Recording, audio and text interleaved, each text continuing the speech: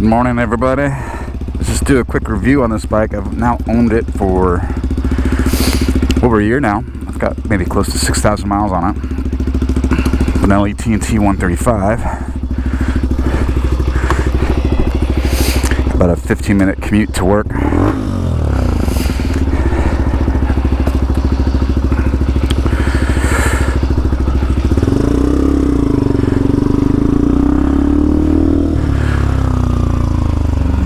I do my own oil changes, so I do my, clean the chain, lube the chain. It's my first bike, so I don't have a lot of experience maintenance-wise. Both of those I found pretty easy.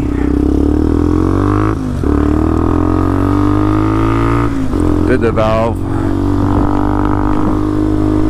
clearance already through my local dealer. But I'm almost due for the second one. The only issues I had was chain came off, but I think it was just they put the master link in there. They didn't completely set it. It came off after like 500 miles. Fortunately, I didn't go down or anything. But other than that, I've had no issues with it. The only mods I've done are the adjustable levers, the hand guards, a full Black Widow exhaust. I removed the passenger pegs. But yeah, no, that's it. So this little commute is going to be, back streets like this, no problem. But we're also going to hop on the Coronado Bridge, which is pretty steep.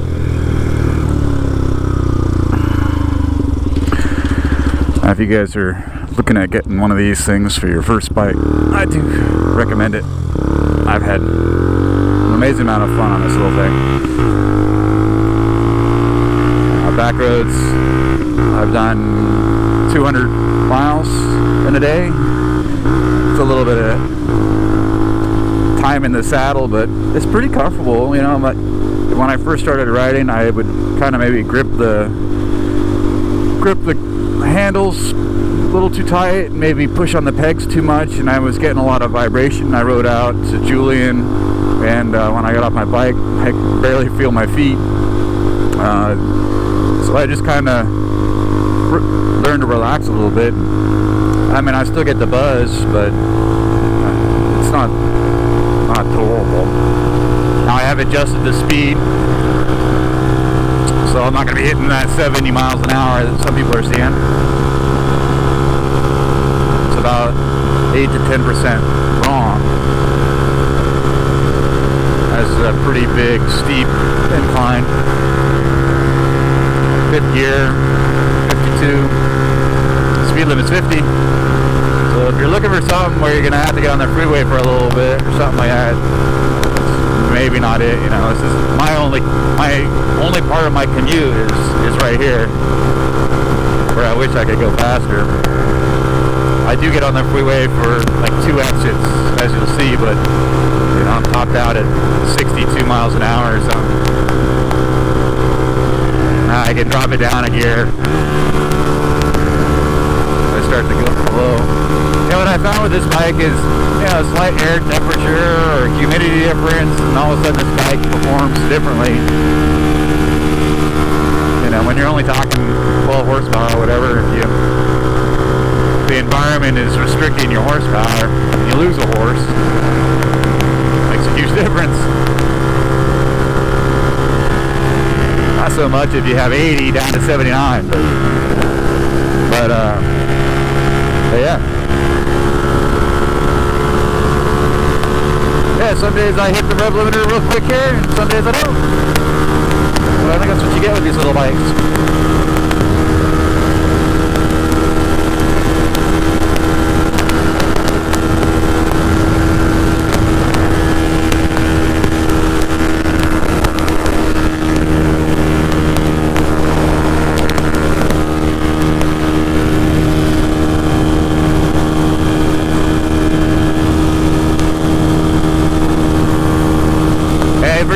go, it takes me about twice as long to get there than it would if I were in my car,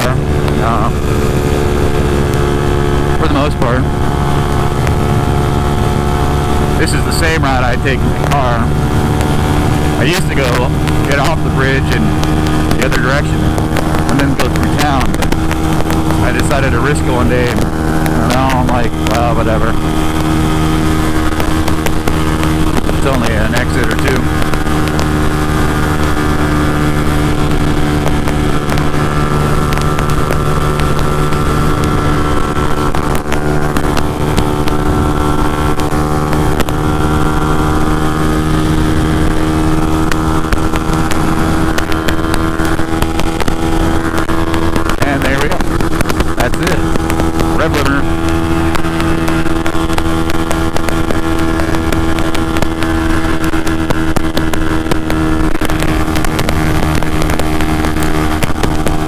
For example,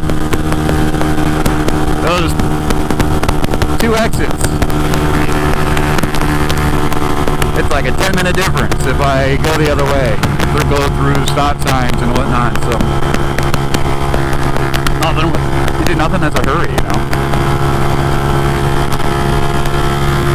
My parents live up north, and I've gone out to their house before, and up in that area, Carlsbad, going through La Jolla.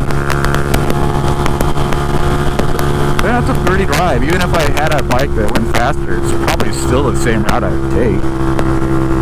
Speed limits are like 45 or something, up to 50 maybe, or somewhere's in there. The old 395.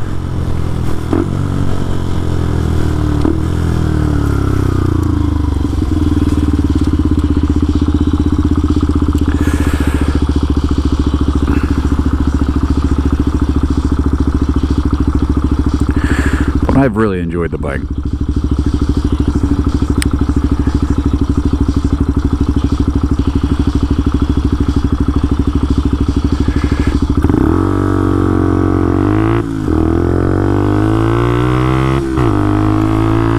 Do have a new rear tire.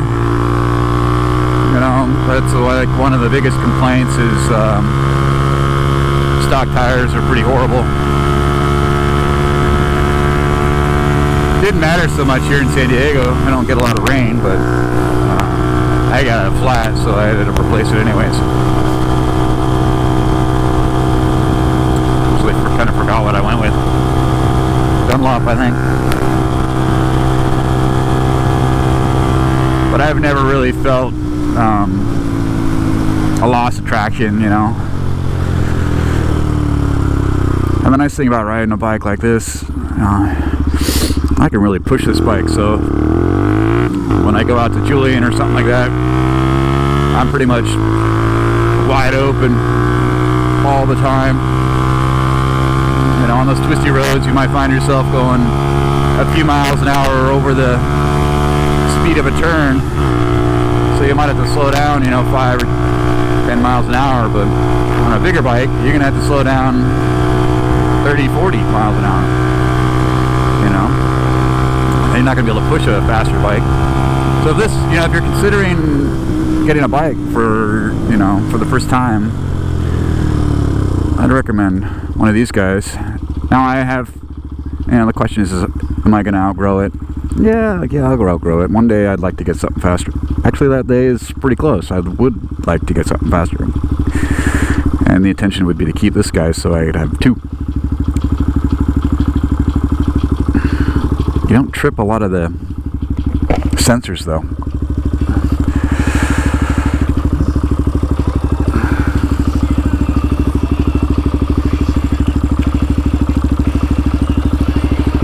I added some magnets underneath the bike to maybe hope that it helps.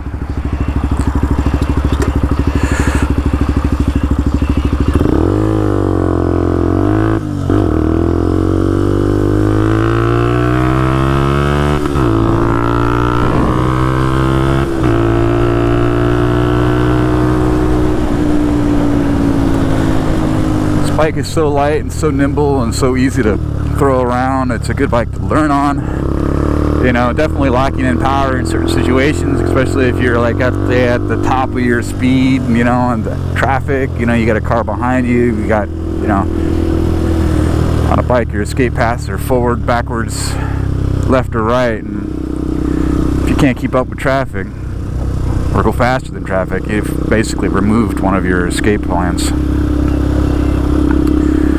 So keep that in mind, you know, depending on where you commute. You know, I'm only on that freeway for the bridge and freeway for a moment, but if it, you know, if your commute involved more than that, you might be in a little bit of trouble.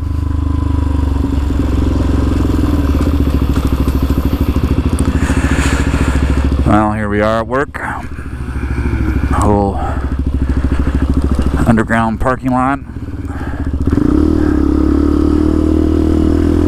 Yeah, I really like the way this exhaust sounds. Stock exhaust. I mean, I put out a decent note, but nothing like this.